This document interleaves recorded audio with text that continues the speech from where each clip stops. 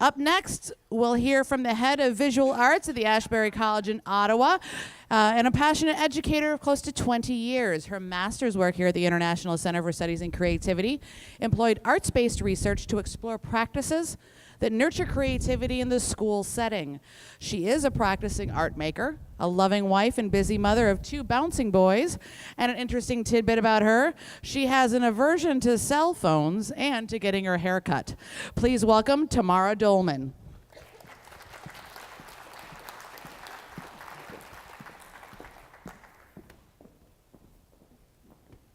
Gonna get comfortable.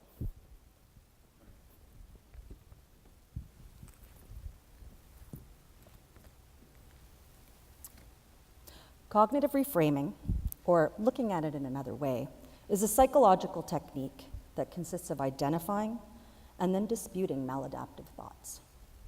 At the International Center for Studies in Creativity, we practice this skill a lot. We are taught that most any problem can be understood from a variety of perspectives, and that the secret to finding great solutions lies in the way that we choose to see and understand the problem. My talk today will highlight this simple yet fundamental creativity skill as I share the story of how I became intimately reacquainted with its practice as I used reframing to explore and overcome challenges in my own life as part of my master's project. So let's rewind. It's January 2017. Picture me, an ambitious 45-year-old woman coming from a generation of ambitious women who have been taught that we can do it all. As such, I work hard to be a dedicated mother and a caring wife. I'm a passionate educator and a department head at a prestigious independent school. I'm working on my Master's of Creative Studies at Buffalo State. I'm a self-declared lifelong scholar and an advocate for creativity. Wow, I'm Wonder Woman, right? My son Harry's picture reveals a much less glamorous image. Look at me, I'm exhausted. Truth was, I was finding life and the role of being an artist and a teacher and a mother and a researcher at odds with each other. Trying to be all of them felt like I was being stretched and literally pulled apart. I cycled through these roles on a daily basis, exhausted, too busy to think. And when something had to give up, it was always art making that got sacrificed for the greater good. At least that's what I would tell myself. Truth be told, I was an artist who wasn't making any art, and this had been going on for far too long. I felt like a fraud. So I thought I better address this in my culminating master's project. Things changed when I quite serendipitously came across an interesting arts-based practice called artography.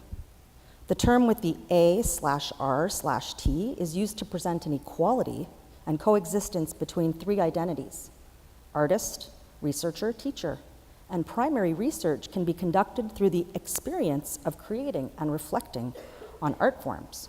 I thought, this is it. Excited, I set my intention to work to become a bridge between creativity, research, and educational practitioners. I declared I would create work that would visualize my key learnings about creativity, and then I would put on an amazing art exhibition and invite all kinds of people so that I could share my knowledge about creativity. I would be an artist again. But like all transformative experiences, things didn't go quite as planned. My initial work was a disaster. There was no way I was planning on showing that to anybody. I began to recognize that if I was going to be able to make art, I had better change the way I was thinking about how I was making it. I couldn't leave my work lying around. My kids were getting into it. I couldn't spread myself all over the house or work long hours into the night like I had in art school. So I learned to be mindful of scale and time, and I worked smaller. I needed to look at my work in another way. Things were improving, but inspiration was slow to come, painful. I needed courage to work through my negative self-talk. And thinking back to Rollo May's incredible book, The Courage to Create, I remembered that he had described art making as an artistic encounter. That sounded more like it. Perhaps I could choose to see each art experience as a unique encounter with a creative concept. That could work with my practice. But how? Well, looking to the work of Peter London in his book, No More Secondhand Art, I learned about how to set up deliberate, positive, creative encounters. And setting up and exploring creative encounters became the backbone to my practice for my master's project. And miraculously, as I learned more about how to set up meaningful encounters, creating became easier for me. The work became less about what the resulting work looked like and more about what they revealed to me about my questions. I found myself responding to these results with curiosity rather than judgment. My most profound experience occurred when I set up my encounter to answer the question, what does my creativity look like, and where is it in my body? You see, deep down, I was worried that I had lost it, and I was feeling really guilty. Perhaps I was a fraud, but the question was inviting and engaging. So I started on a rather homely miniature artwork, and I noted in my journal, I make this image of my creativity. I gather little bits of frayed canvas, string, and hair, and I sculpt this mass delicately, carefully, artfully. I've never imagined my own creativity, let alone tried to visualize it. I spend hours carefully composing this tiny little hairball-like mass, and I attach it to wood. My creativity has become a disgusting dust ball, something you might find under the couch. Yuck.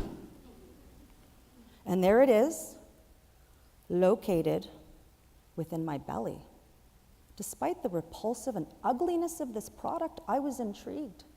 I kind of liked it.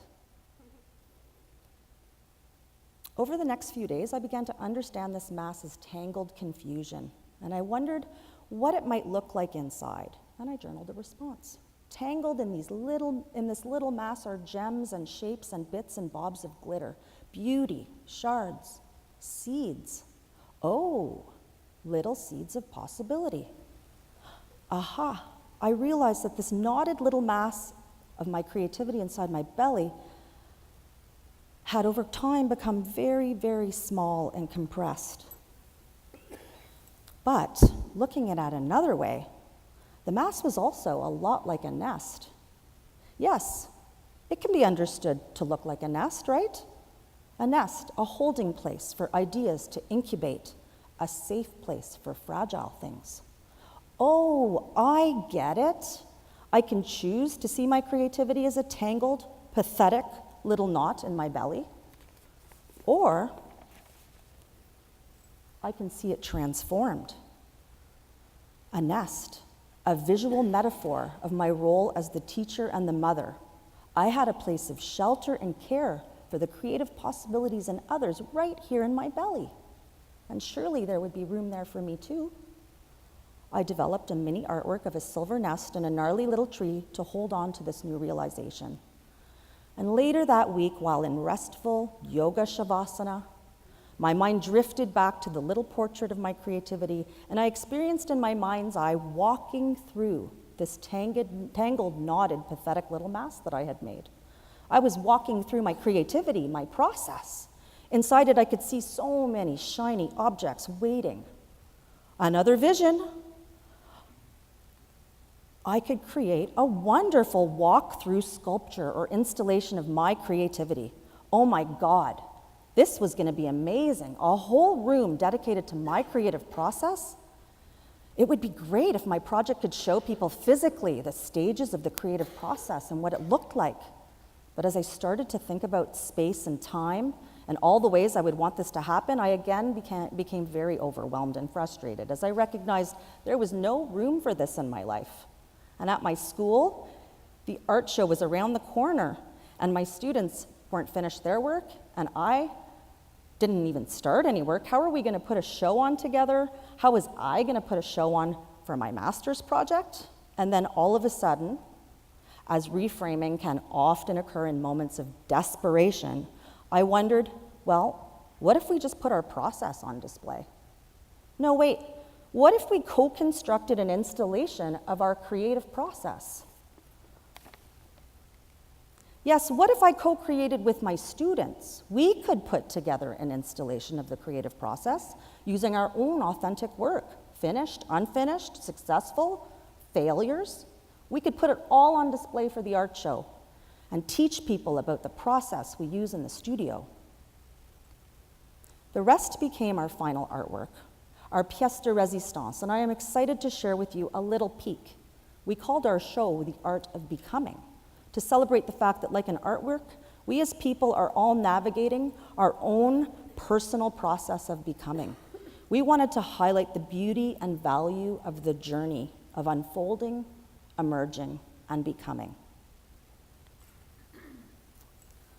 What I claim in my master's project as my final artwork was the result of the work and contributions of over 150 students in grades 9 to 12 and 3 teachers over the course of many weeks.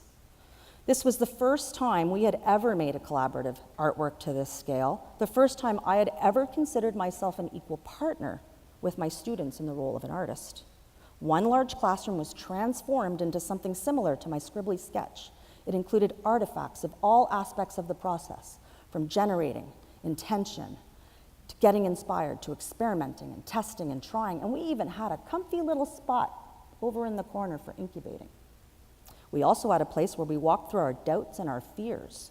We played simultaneous recordings of the kids talking about their experiences, of their process. We projected videos, projecting us making. It was a full-blown multimedia funhouse room of the creative process, using samples from every student, every little bit of paper, every little bit of notes attached somewhere in the room. And over 500 people walked through. This powerful experience has opened me up and my teaching team to such exciting new ways we can work with our students. We are already thinking about what we're going to co-create this year. We will no longer ever be art teachers who do not have time to make art.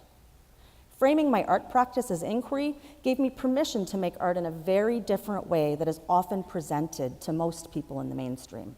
I was no longer trying to make work solely to be understood for how it looked or whether it was technically strong. I had somehow forgotten that I was allowed to make art for other reasons. People and communities throughout and across time had used it to honor, to show gratitude, to mourn, to remember, to advocate, to heal, to unite, to meditate, to teach, to celebrate, to draw attention to difficult things in our lives, and to help us cope with things in our own way, to make the strange familiar.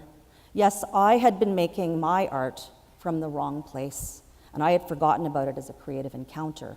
I had forgotten to reframe my purpose.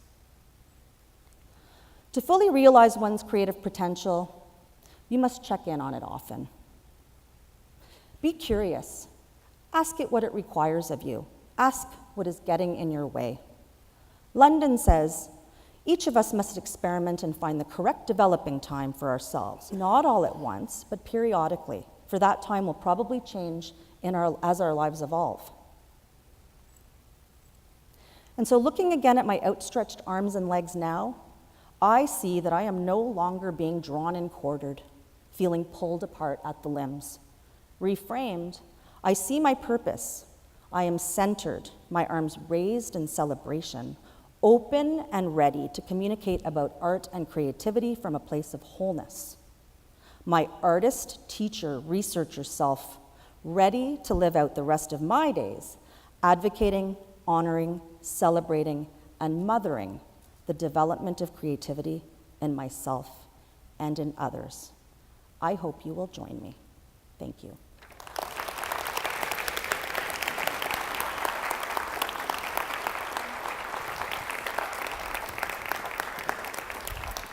Thank you, Tamara.